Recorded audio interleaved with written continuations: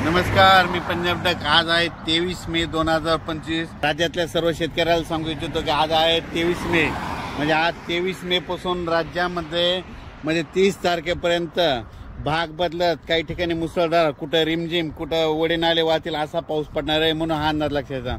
पण शेतकऱ्यासाठी सगळ्यात आनंदाची बातमी म्हणजे खूप शेतकऱ्याचे फोन येत होते पाऊस कधी उघडत आहे, कारण की शेतकऱ्याचे रानं दुरुस्त करायचे राहिले। शेतकऱ्याची आनंदाची बातमी 1 आणि 2 जूनला सूर्यदर्शन होणार आहे, म्हणून खास करून शेतकऱ्याची आनंदाची बातमी।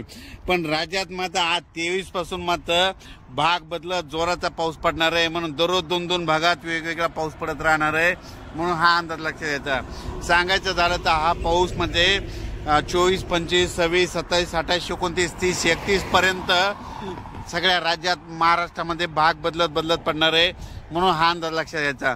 मात्र 1, 2, 3 तारखेला राज्यात सूर्यदर्शन होणार आहे, म्हणून ही खास करून शेतकऱ्याची आनंदाची बातमी। संत्र उत्पादकांचे फोन आले की म्हणजे आम्हाला ताण द्यायचा आहे आणि हे पाऊस कधी उडेल, तर त्यांच्यासाठी सांगू इच्छितो 1, 2, 3 तारखेला सूर्यदर्शन होणार आहे, म्हणून खास करून त्यांनी अंदाज लक्षात घ्यावा। आणि राज्यातल्या सर्व शेतकऱ्याला सांगू इच्छितो की उघडल्याच्या नंतर तुम्ही तुमचे शेतं रोटावेटर, कल्टिवेटर करून आपण आपली शेतं तयारीत ठेवा, कारण की राज्यात परत मान्सूनचा पाऊस कधी येणार आहे तर मी व्हिडिओ नंतर देणार आहे। पण राज्यात मात्र 30 तारखेपर्यंत काही ठिकाणी मुसळधार पाऊस पडणार आहे, म्हणून हा अंदाज लक्षात घ्यायचा।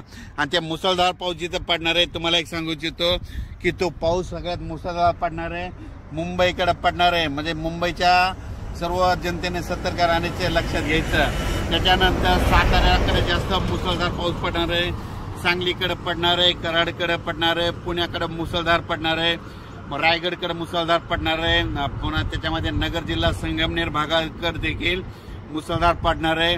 कोकणात सगळ्यात जास्त अतिवृष्टी होणार आहे, त्याच्यानंतर कोल्हापूरकडे मुसळधार पडणार आहे, सातारा त्या कोकणपट्टीमध्ये अति मुसळधार पाऊस पडणार आहे, म्हणून हा अंदाज लक्षात।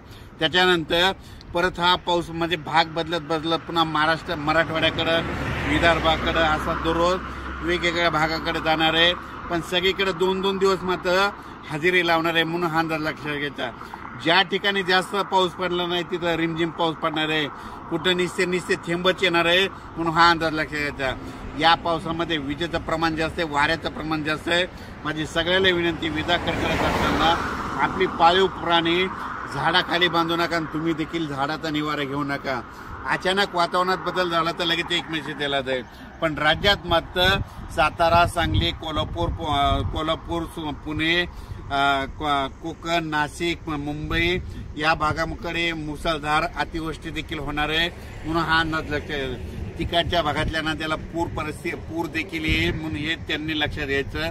आणि अचानक वातावरणात बदल झाला तर लगेच उद्या 24 तारखेला परत एक मेसेज दिला जाईल। धन्यवाद।